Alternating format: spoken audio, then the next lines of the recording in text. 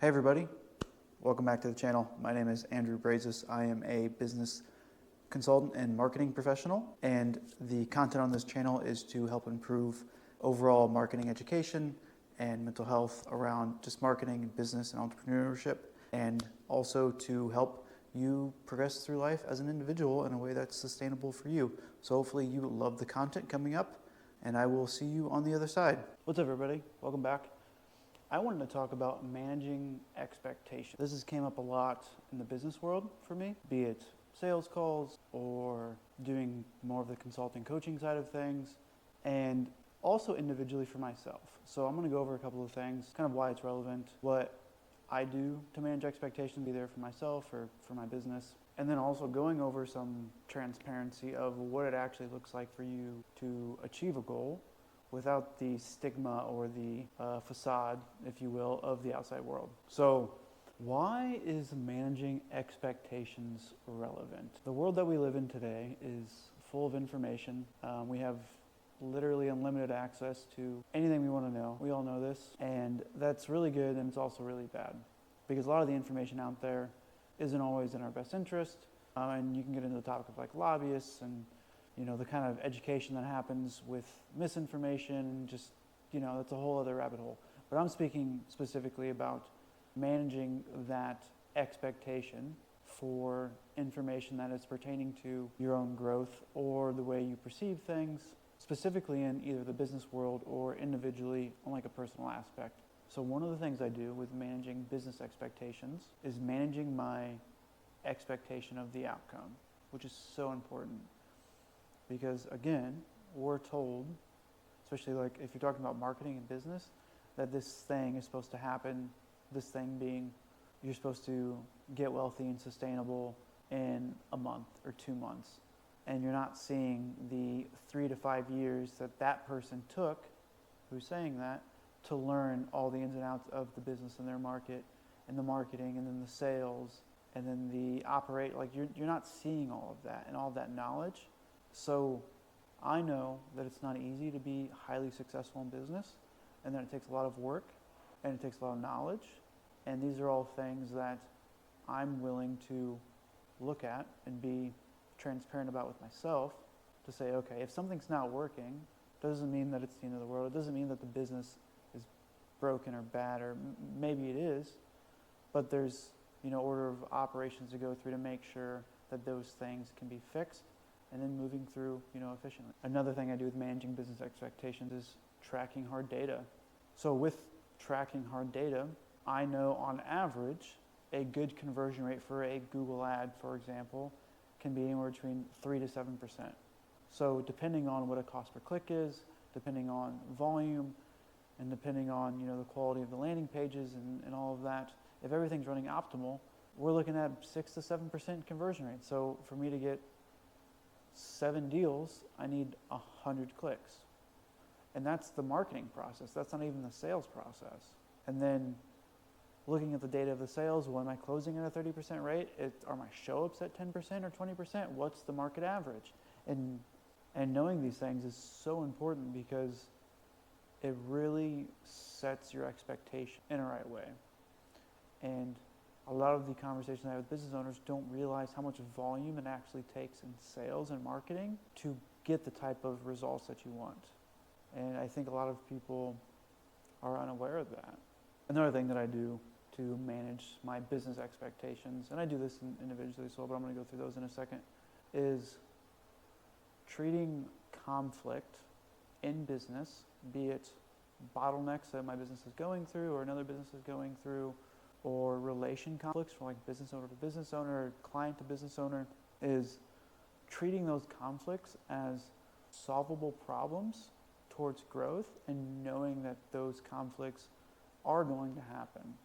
It's inevitable working with people, it's inevitable in business and building something. You're going to have conflicts, you're going to have obstacles, and those are just showing you where you can improve or where you can realign.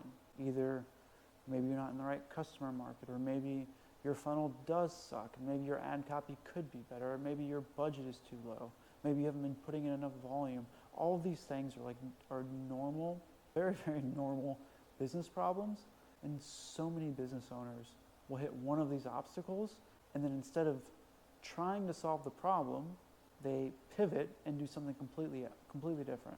I just watched a video from Hermosi a couple of days ago, and he said something about this problem. So I'm going to paraphrase this, but he akin this problem to video games and going through levels. And what most business owners do is, instead of having one character and taking them to level 100, they have multiple characters and they take it to level 2 and then start over and go to level 2 again. And I think he was talking in the context of people running multiple businesses, but this also applies to, in my opinion, applies to business problems.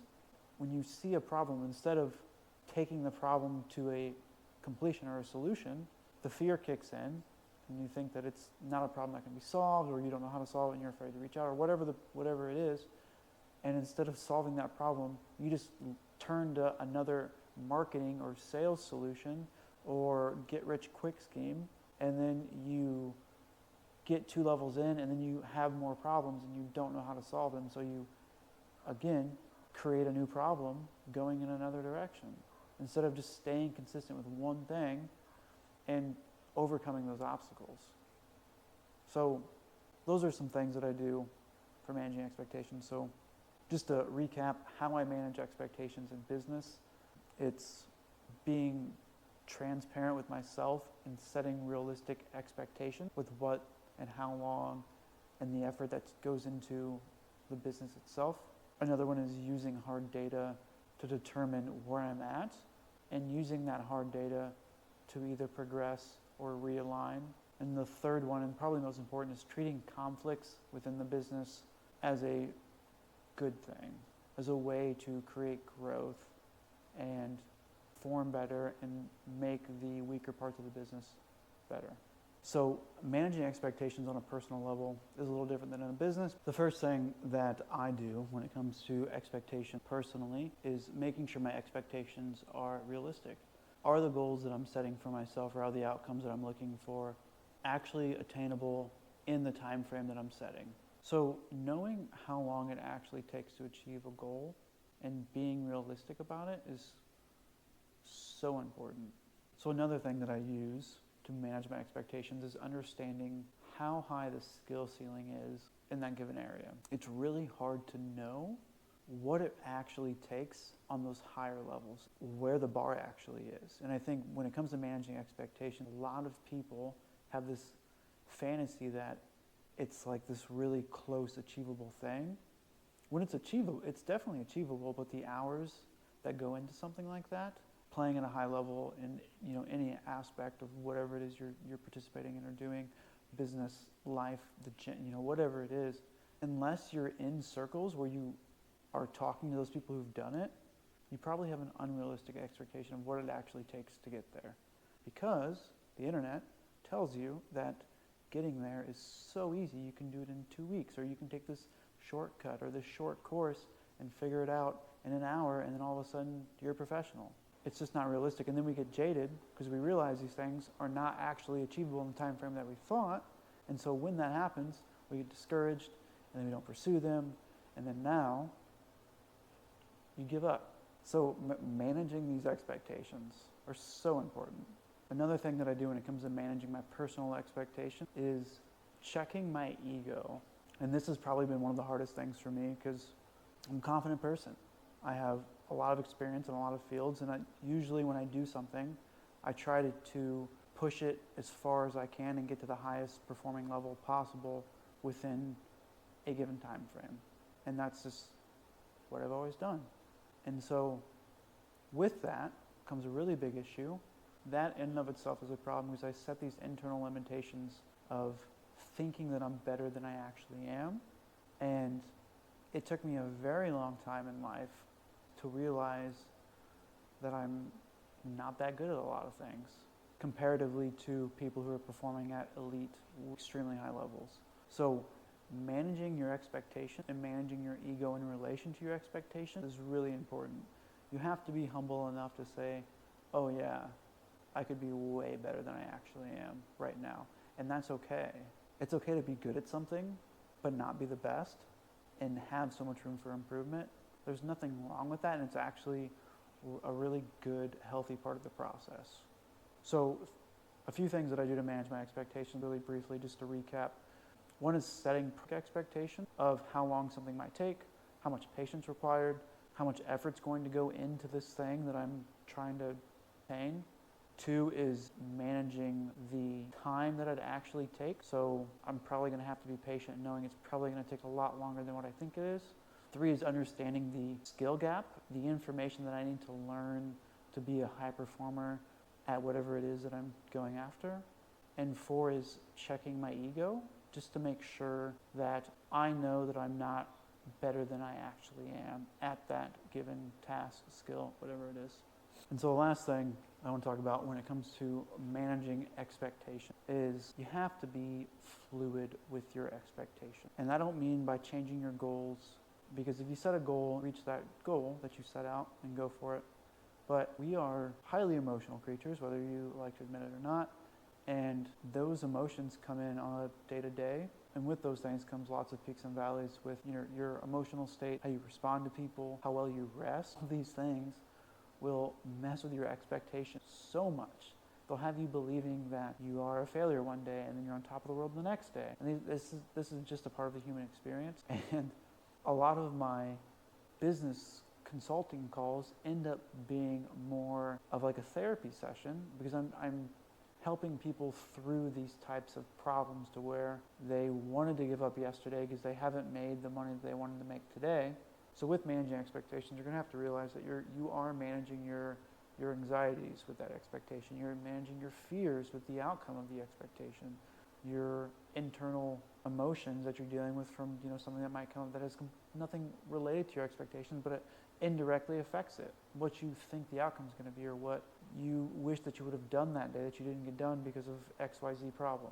And all of these things go into managing your expectations. And it's so important to not lose sight of an outcome, because your expectation for that day of a set outcome are kind of blurred because of a daily problem that you're having, or a hormone imbalance because you had too much to drink the night before. And this is super important to keep in mind, because if you forget about these things and you get off a track, and then all of a sudden you've lost a day or a week or a month, and I'm speaking from experience, and once you do that, it's really hard to get back on the rails, because now you forget what it is that you're even doing and what your original expectations were of an outcome in the first place. And so with managing that gray area of expectation, it's really helpful to write these things down. Journaling's super powerful. But journaling about what your goals are and your expectations of those goals and how you're going to get there, so creating a plan. And the reason for that is when those peaks and valleys happen and you don't have any stability in, let's say you don't have any stability emotionally or support, whatever it is, you can refer back to what you wrote down either in a journal or a Google Doc, and then that way you will have a place to come back and ground yourself to. So when things aren't as you want them to be, you can get back on the path and reset your expectation. And that's how I have been able to navigate and manage my expectations, especially being a small business owner and just dealing with life. All of these things are absolutely throw a wrench into what you think your expectations are. If you found the information here in the video helpful or insightful in any way, please share, in your circles, social media, whatever, just to spread the word about what I'm doing. If you have any other types of topics that you would like me to talk about, be it marketing, business, mental health, or just individual wellness, please comment below. I have a whole list of things I'm rolling out here in the next year or so. If you've made it through the video, if you would like to see some more, there's a video up here for you guys, and also a video up here to check out. Thank you so much again for coming through, and I hope to see you guys next time.